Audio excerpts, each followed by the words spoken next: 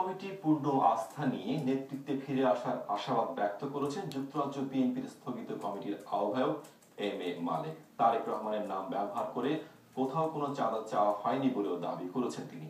তার বিরুদ্ধে আনিত অভিযোগ প্রমাণ করতে পারলে রাজনীতি ছেড়ে দেবেন বলে চ্যানেল এসকে জানিয়েছেন তিনি। গত ৭ অগস্ট বিএনপির কেন্দ্রীয় কমিটি যুক্তরাজ্য বিএনপির আহ্বায়ক কমিটির কার্যক্রম স্থগিত করে দেয়। এরপর থেকে মিডিয়া থেকে সম্পূর্ণ দূরে ছিলেন M A Malek. Channel S এর রিপোর্টার আসম মাসুমের সাথে সাক্ষাৎকার ভিত্তিক রিপোর্টের মাধ্যমে আবারও মিডিয়ায় আসলেন এম এ মালেক। ক্যামেরা ছিলেন সুভাষ দাস। দীর্ঘ ১৭ বছর জাতীয়তাবাদী রাজনীতির পতাকা তুলে থেকেছেন এম এ মালেক। সাবেক সভাপতি কমরুদ্দিনের সময় কিছুটা কুণ্ঠাসা থাকলেও কমরুদ্দিন মারা যাওয়ার পর আবারও রাজনীতিতে পুনর্জন্ম হয় এম এ মালেকের। কেন্দ্র থেকে আহ্বায়ক কমিটির প্রধান নির্বাচিত হবার পর নানা কার্যক্রমে দলকে উজ্জীবিত রাখার চেষ্টা করেন তিনি। কিন্তু গত ৭ আগস্ট হঠাৎ করে কোনো পূর্ব ঘোষণা ছাড়াই যুক্তরাজ্য বিএনপির আহ্বায়ক কমিটির কার্যক্রম স্থগিত করে দেয় কেন্দ্রীয় বিএনপি। তখন থেকেই তারেক রহমানের নামে চাঁদাবাজি সহ দল পরিচালনা স্বেচ্ছাচারিতার নানা অভিযোগ উঠে তার বিরুদ্ধে। নেতাকর্মী যদি 10 পাউন্ড 5 পাউন্ড করে দল না চালায় তাহলে এটা আমরা এই দল কিভাবে চলবে? সেই হিসাবে এটা কোনো চাঁদাবাদীর পর্যায়ে পড়ে না, এটা টোটালি মিথ্যা। এবং একটা ফেনি আমরা চ্যালেঞ্জ করতে চাই, আমি চ্যালেঞ্জ করতে চাই যে এতে যদি একটা ফেনিও যদি কেউ প্রমাণ করতে পারে আমি জীবনে রাজনীতি করবো না। তিনি সাম্প্রতিক সময়ে পত্রপত্রিকায় এ সংক্রান্ত রিপোর্টের বিরোধিতা করে বলেন, ভবিষ্যতে এসব মিথ্যা প্রপাগান্ডার বিরুদ্ধে আইনি লড়াইয়ে যাবেন তিনি। কেউ এ বিষয়ে প্রমাণ দিতে পারলে রাজনীতি থেকে অপশন নেওয়ার কথা বললেন তিনি।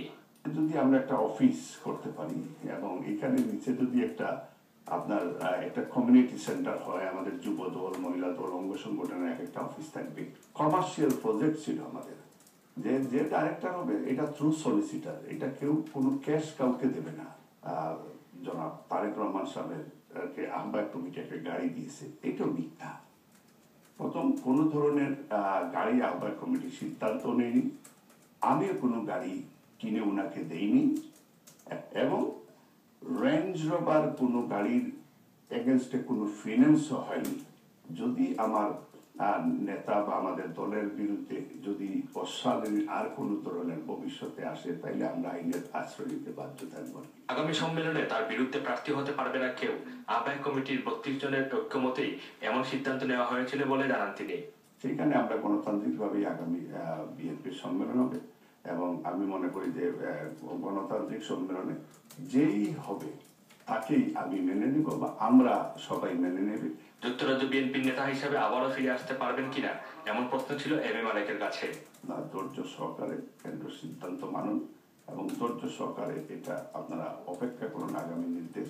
আগামী ঈদে আমি সবাইকে ঈদের শুভেচ্ছা দিচ্ছি এবং চলার পথে অনেক ভুল ত্রুটি হইতেই পারে, এতে যদি আমার কোনো ভুল ত্রুটি হয় আমি আশা করি আপনারা সবাই ক্ষমা সুন্দর দৃষ্টিতে দেখবেন।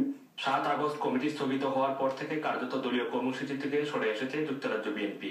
কমিউনিটিতে নানা জল্পনা কল্পনায় ভাসছে বেশ কয়েকজন নতুন নেতৃত্বের নাম। এখন দেখার পালা কে হবেন যুক্তরাজ্য বিএনপির আগামী দিনের কান্ডারি। Asam Masum, channel S news, London.